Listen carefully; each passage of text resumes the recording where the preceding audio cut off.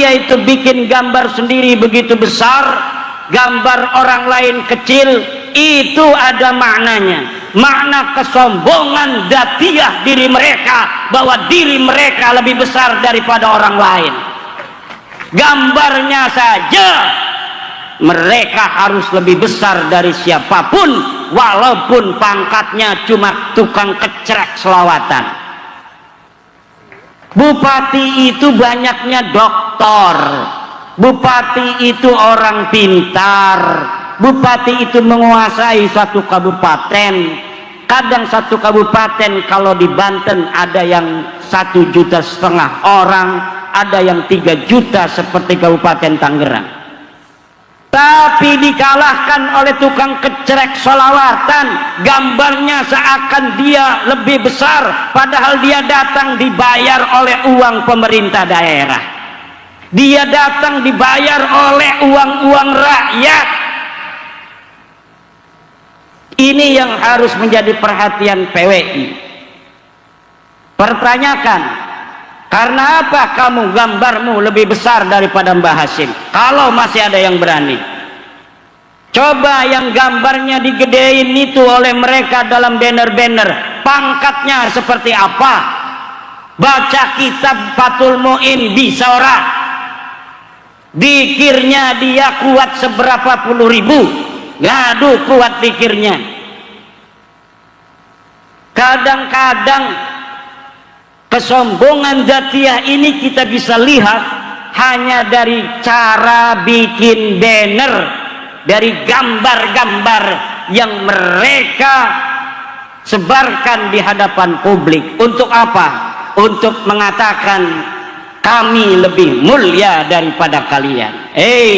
Itu setahun 2 tahun lagi kamu semua orang-orang yang merasa sombong itu akan menarik semua akhlak-akhlak kalian, dan kalian akan rasakan betapa pencerahan masyarakat Nusantara ke depan akan menjadi beban bagi setiap orang yang sombong-sombong secara dzatiyah seperti kalian. Masyarakat Nusantara akan sadar bahwa dirinya bangsa yang besar, bangsa yang penuh dengan keagungan. Tidak boleh ada yang menghina bangsa Nusantara, walaupun hanya dari meletakkan foto di dalam banner. Ini meletakkan foto dalam banner itu menunjukkan kesombongan. Mereka yang bikin bannernya, mereka yang besarkan diri mereka sendiri, kemudian mereka kecilkan kiai-kiai kita, sehingga nanti masyarakat akan merasa Mbah Hasyim yang begitu luar biasa mengarang banyak kitab kuning, kemudian dapat dikalahkan tukang kecrek dari Baklawi. Ini warga NU kita harus semuanya mulai waspada. Ini adalah sebuah program jangka panjang sehingga masuk ke dalam sanubari masyarakat kita bahwa memang mereka besar, padahal mereka itu tidak mengerti ilmu agama. Mbah Hasyim muhaddis, Mbah Hasyim ahli falak, Mbah Hasyim ahli usul fikih, Mbah Hasyim ahli fikih, Mbah Hasyim segala ilmu, tetapi kemudian tidak dihargai dalam peletakan banner-banner itu hanya karena mereka mengaku sebagai turunan Nabi. Dulu mereka aman, sekarang mereka tidak aman. Kenapa? Karena tes DNA-nya terbukti melenceng. Mereka Baklawi ini bukan keturunan baginda Nabi besar Muhammad sallallahu alaihi wasallam. Siki mabu ake sing palsu, banser ana sing palsu, tuku kelambi be ora milu diklat. PWI ana sing palsu, mesen kaos PWI ning Shopee, ligane orang milu terdaftar ning tingkat DPC, orang terdaftar ning tingkat DPD, orang terdaftar ning tingkat DPW, wong pusat orang weruh, tapi dekeng nggo kaos-kaos PWI, mending dekene sholat tahajud maka deleng iki menyopet.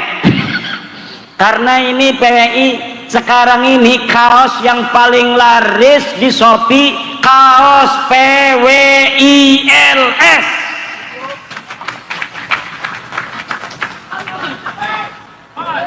Kaos PWILS Tanjung Kimpul, laris Tanjung Kimpul.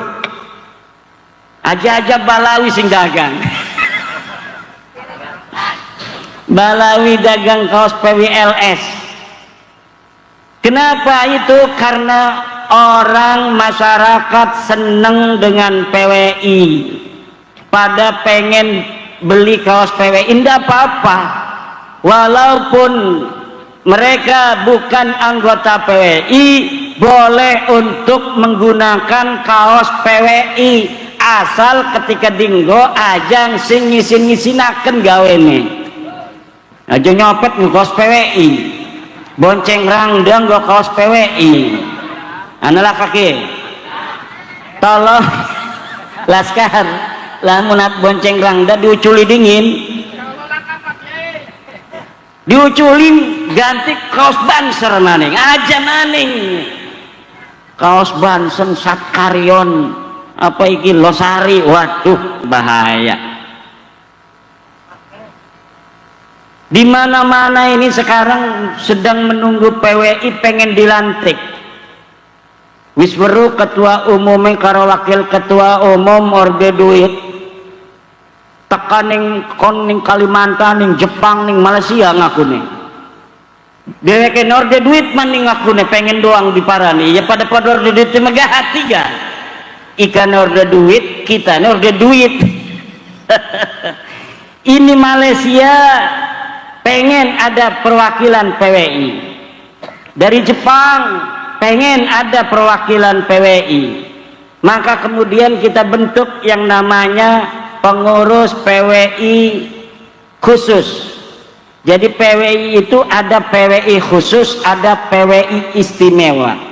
PWI khusus adalah PWI perwakilan luar negeri. Kalau PWI istimewa adalah PWI yang dibentuk di keraton, kesultanan, kerajaan masa lalu yang sekarang ada pengurusnya. Kemudian di pesantren-pesantren dan padepokan-padepokan ini boleh membentuk PWI khusus yang disebut PWI istimewa. Nah ini Bapak Ibu hadirin ma'asyiral muslimin rahimakumullah. Ini kenapa banyak ibu-ibu saya ngomong PWI, karena saya yakin iki lakine PWI. Jadi lamun lakine anak perlu acara PWI didoakan bae, insya Allah barokah dunia dan akhirat. Nah kembali lagi itu kemarin itu ada sedikit salah paham di Demak. PWI luar biasa di Demak, 10.000 pasukannya, tapi rupanya kurang komunikasi dengan PCNU. Akhirnya ada miskomunikasi. Wajar. Kenapa? Karena PWI ini semangatnya lebih besar daripada prosedurnya. Semangatnya luar biasa. Makanya di pusat sendiri ini ketum membentuk yang disebut mandataris ketua umum untuk tata kelola organisasi. Kenapa? Karena semakin besarnya PWI hari ini memerlukan penguatan organisasi yang kuat. Akhirnya saya ditugaskan oleh ketua umum, nanti akan memberikan sambutan ceramah agama untuk kita semua, untuk ikut mengurus tata kelola organisasi dari segi prosedur dan mekanismenya. Kenapa? Untuk masa depan anak cucu kita Agar apa? Agar senantiasa ajaran Wali Songo mendampingi Nahdlatul Ulama yang lebih progresif dari Nahdlatul Ulama secara pergerakan dan lebih khusus. Ini al-akhas, ini al-a'am. Nahdlatul Ulama kita lebih khusus untuk bagaimana kita menjaga ulama-ulama kita dari bahaya Ba'lawi ini nasaban wa harakatan. Syihab menyatakan kepada Pak Kapolres waktu itu, ada Kapolres soalnya ya, kalau Pak Kapolres hadir di sana Pak, bukan berarti dia sepakat, tapi sebagai aparat negara itu netral. Beliau atas nama negara wajib hadir untuk memastikan kegiatan itu aman. Itu maksudnya agar tidak terjadi kerusuhan, kericuhan dan lain sebagainya. Bukan berarti dia sepakat. Dia ngomong sama Pak Kapolres, apa kata dia? Tangkap semua begal-begal massa. Istilahnya tangkap.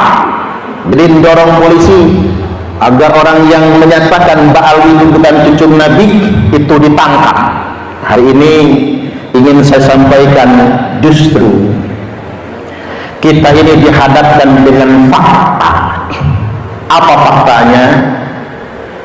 Orang-orang yang ngaku-ngaku cucu Nabi di Indonesia hari ini, gerombolan Bani Ba'alwi, mereka semua sudah terbukti bukan keturunan Nabi. Ini harus kita ketahui, sudah terbukti bukan keturunan Nabi. Pertama, berdasarkan kitab nasab, ada orang yang namanya Ubaid diklaim sebagai anaknya Ahmad, Imam Ahmad bin Isa. Padahal dalam catatan kitab nasab sama sekali tidak ada yang namanya Ubaidillah. Nama Ubaidillah baru muncul 5 abad setengah kemudian. Umpam ini Pak, kalau saya sekarang ngaku anak Soekarno, nama saya Suparman Soekarno Putra, jenengan percaya nggak? Ya enggak lah, emang siapa Suparman, mirip-mirip enggak sama Megawati ya. Artinya memang sekarang saja begitu, apatah lagi ini sudah 5 abad setengah, 550 tahun, semakin lamanya. Orang mati hilang udah nggak ada lagi tuh Pak, udah hancur semua itu, udah nggak ada bekasnya lagi tuh fosilnya. Tiba-tiba ada yang begitu. Maka berdasarkan kitab nasab mereka bukan cucu Nabi, berdasarkan kitab tarikh sejarah mereka bukan cucu Nabi, dan berdasarkan tes DNA mereka justru YDNA, asal usul DNA nya haplogrupnya G. Karena kalau dia cucu Nabi nggak boleh G, dia harus J1, karena J1 haplogrupnya Nabi Ibrahim, Nabi Ismail, Nabi Ishak alaihi wassalam. Ini kalau orang ngaku cucu Nabi tapi haplogrupnya G, dia bohong. Secara ilmiah, saintifik, ini ilmu Allah loh Pak, itu ayat kauniyah, itu DNA itu bisa dipastikan 100% tanpa kurang kalau DNA nya G, sama sekali bukan zuriat Nabi. Itu etnis Yahudi Hazari, Yahudi Askenazi dari bangsa Eropa Kaukasia, yang memang hijrah ke Yaman juga masa lampau. Ketika Islam datang mereka kemudian masuk Islam. Maka dari itu, lalu mengapa orang kemudian ngaku-ngaku cucu Nabi? Pasti ada yang dia inginkan Pak. Apa itu? Privilege, ada hak istimewa. Zaman sekarang enak, jadi anak Pak Kades enak, anak Pak Kades, jadi anak kiai enak, Gus. Makanya santri-santri di pondok saya itu sering saya tegur karena suka mencium tangan anak saya. Anak saya itu masih umur 8-9 tahun Pak. Kalau diciumi sama kakak-kakaknya kangkang santri itu, saya takut anak saya itu besar palang hunjat itu nantinya. Karena privilege anak kiai, orang banyak Gus cium tangannya. Kata saya jangan dicium tangannya. Umur kalian lebih tua dari dia yang suruh cium tangan. Jadi anak wali kota enak sekarang, jadi anak bupati enak, jadi gubernur enak, anak presiden enak, bahkan bisa jadi wakil presiden, kan begitu, privilege. Nah ini orang nggak tanggung-tanggung, bukan ngaku anak presiden, bukan ngaku anak gubernur, ngaku cucu Nabi. Cucu Nabi, Pak, kita mah takut kualat tuh kalau ngaku cucu Nabi. Nah saya ingin sampaikan, sudah ada hadisnya dari Nabi. Hati-hati kata Nabi, nanti akan muncul fitnah sarra, fitnah di zaman kemerdekaan, fitnah di zaman kebebasan saat kalian sedang membangun. Muncul fitnah dahuluha min tahti qodama rajulin min ahli baiti, akan keluar dari bawah dua telapak kaki laki-laki yang ngaku-ngaku anak putuku. Itu dawuh Kanjeng Nabi loh Pak. Yaz'umu annahu minni, dia ngaku-ngaku anak cucuku, dia ngaku-ngaku keturunanku, walaysa minni, padahal dia bukan anak putuku. Wa innama awliya'iyal muttaqun, karena sebenarnya yang pantas semata-mata mengaku anak cucuku, wali-waliku hanyalah orang-orang yang bertakwa, bukan orang-orang yang takabur menyombongkan diri. Maka mengapa orang kemudian mengaku cucu Nabi? Karena dengan pengakuan tersebut dia bisa mengeksploitasi umat. Coba betapa banyak orang yang dimanfaatkan, didawiri Pak, dimintain duit, diancam-ancam kualat kalau nggak ngasih, kan begitu. Gara-gara dia ngaku cucu Nabi, dia banyak mendapatkan hak istimewa. Itu yang diinginkan. Maka saya menyarankan kepada pemerintah, difatwakan dulu oleh Majelis Ulama Indonesia, siapapun yang ngaku-ngaku cucu Nabi tapi tidak bisa membuktikan, harus difatwakan termasuk penodaan agama. Dan saya mendorong kepada pemerintah, siapapun yang ngaku-ngaku cucu Nabi tetapi dia tidak bisa membuktikan, maka sebaiknya dipidanakan. Setuju nggak kira-kira? Dengar itu, nyuruh-nyuruh aparat polisi nangkep kami, awas berbalik. Habib Rizik kemudian mengatakan sama Bahar Smith, keturunan Wali Songo terputus 5 abad lebih lamanya, mereka sendiri yang balik terputus 5 abad lebih Pak. Mereka mengatakan, kata dia apa? Tes DNA, buktikan dengan tes DNA. Nanti kalau tes DNA kata Habib Rizik ini, DNA dia kemana, DNA Nabi kemana.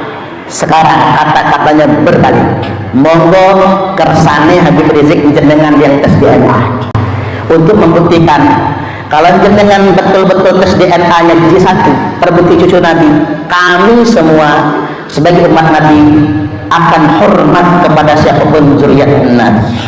Kalau dia akhlaknya bagus kita taat, kalau dia akhlaknya jelek kita hormat, kita muliakan, tapi tidak perlu ditaati. Jadi jangan sampai hanya ngaku cucu Nabi tapi tidak berani tes DNA, tidak berani membuktikan, ujung-ujungnya hanya mengeksploitasi umat Nabi. Sekarang begini, emang dosa apa? Ngaku cucu Nabi dosa Pak? Dosa. Yang enggak dosa cuma satu. Kalau kita mengatakan begini, dalam darah aneh nih mengalir darah Rasulullah Adam alaihi salam. Nah itu enggak dosa itu Pak, bener soalnya. Tapi karena dengan ngaku cucu Rasulullah SAW, cucu Nabi Muhammad, dosa. Dosanya setidak-tidaknya 2. Tak bacain hadisnya gini. Man kadzaba alayya muta'ammidan faqad kafar. Barang siapa yang berdusta, yang kedustaan itu disandarkan kepada saya. Kan ngaku cucu Nabi itu berdusta yang disandarkan kepada Nabi. Yang kedustaan itu disandarkan kepada saya, kata Nabi, faqad kafar, kafir dia. Dalam matan yang lain, fal yatabawwa maq'adahu minan nar, maka silahkan dia ngapling sendiri tempat tinggalnya di dalam neraka. Hadis yang kedua, biar kita paham, manid da'a qauman laisa lahu fihi nasabun, barang siapa yang ngaku-ngaku dirinya keturunan nasab dari suatu kaum, laisa lahu fihi nasabun, padahal nasabnya bukan berasal dari situ, fal yatabawwa maq'adahu minan nar, maka silahkan dia ngapling sendiri tempat tinggalnya di dalam neraka. Ngaku-ngaku cucu Nabi itu masuk neraka. Makanya jenengan Pak, Bu, jangan ngaku-ngaku cucu Nabi Muhammad. Saya datang ke Keratuan Darah Putih Pak, di Kalianda Bapak Ibu. Saya tanya, "Den, berani nggak?" kata saya, ngaku keturunan Sunan Gunung Jati. Berani. Pohon nasabnya ada Pak. Cuman saya tanya balik, Syarif Hidayatullah itu Sunan Gunung Jati itu dzurriat Nabi. Berani nggak panjenengan ngaku dzurriat Nabi? Apa jawab beliau? Nggak berani. Nggak berani Pak. Mengapa nggak berani? Takut akhlak kami nggak sesuai, nanti kami justru menyakiti Rasulullah Sallallahu Alaihi Wasallam. Tapi ada juga keturunan Keratuan Darah Putih itu Pak, sedang tes DNA untuk memastikan DNA-nya tersambung tidak dengan DNA-nya Kanjeng Nabi Sallallahu Alaihi Wasallam. Nah, kita yang umat Islam, terutama para kiai ini, para kiai, para alim, para ulama maksudnya, wajib meneliti kalau ada yang ngaku-ngaku keturunan. Al-Hafiz Ibnu Hajar Al-Haytami berfatwa, yang bagi likulli ahadin ayyakuna lahu ghiratun fi hadzal nasab syarif hatta la yantasibu ilaihi sallallahu alaihi wasallam ahadun illa bihaqqin. Niscaya sudah semestinya, sudah seharusnya setiap orang cemburu dengan nasab keturunan Rasulullah, nasab yang mulia ini. Dan kalau ada yang ngaku-ngaku cucu Nabi, teliti, periksa, hatta la yantasib ilaihi sallallahu alaihi wasallam illa bihaqqin. Periksa dia sampai tidak ada satupun lagi yang berani ngaku-ngaku putunya Kanjeng Nabi, cucunya Nabi, kecuali dengan bukti yang benar. Ini penting untuk benar-benar kita garis bawahi. Baik, saya lanjutkan, dipercepat saja. Yang berikutnya, Habib itu walaupun ahli maksiat, matinya husnul khotimah. Sedangkan kiai kalau dia benci Habib, walaupun dia alim, walaupun santrinya banyak, maka matinya suul khotimah. Pak, ini ngalang-ngalain Kanjeng Nabi ini kan fakta. Kuping kita kan dengar semua kan? Ada semua jejak digitalnya di YouTube. Saya ingin katakan ini sesat kalimat itu. Ini doktrin yang menyimpang. Mengapa saya katakan menyimpang? Bertentangan dengan ajaran Islam. Kalau doktrin para Bani Ba'alwi ini kita pertahankan Bapak Ibu, rusak agama. Percayalah kalian dulu, rusak, hancur agama ini Pak. Islam tidak akan menjadi agama rahmatan lil alamin lagi. Ini bertentangan dengan sabda Nabi. Apa sabda Nabi? Nabi SAW bersabda, "Ya ma'asyara Quraisy, wahai orang-orang Quraisy," kata Nabi, "saya," kata Nabi, "tidak bisa menolong kalian sedikit pun kalau kalian tidak bertakwa kepada Allah Subhanahu wa taala." Nabi menyebut kepada Bani Quraisy. Bani Quraisy berarti sukunya Nabi. Kemudian yang berikutnya, "Ya Bani Abdi Manaf, wahai keturunan Mbah Abdi Manaf, saya Muhammad," kata Nabi, "tidak bisa menolong kalian sedikit pun kalau kalian tidak bertakwa kepada Allah. La ughni ankum minallahi syai'an." Kalau Nabi ngomongin Bani Abdi Manaf Pak, berarti Nabi bicara tentang klan keluarga, marga. Selanjutnya Nabi bersabda, "Ya Abbas, wahai Abbas," paman Nabi, sudah masuk ke keluarga ini Pak, "la ughni anka minallahi syai'a," saya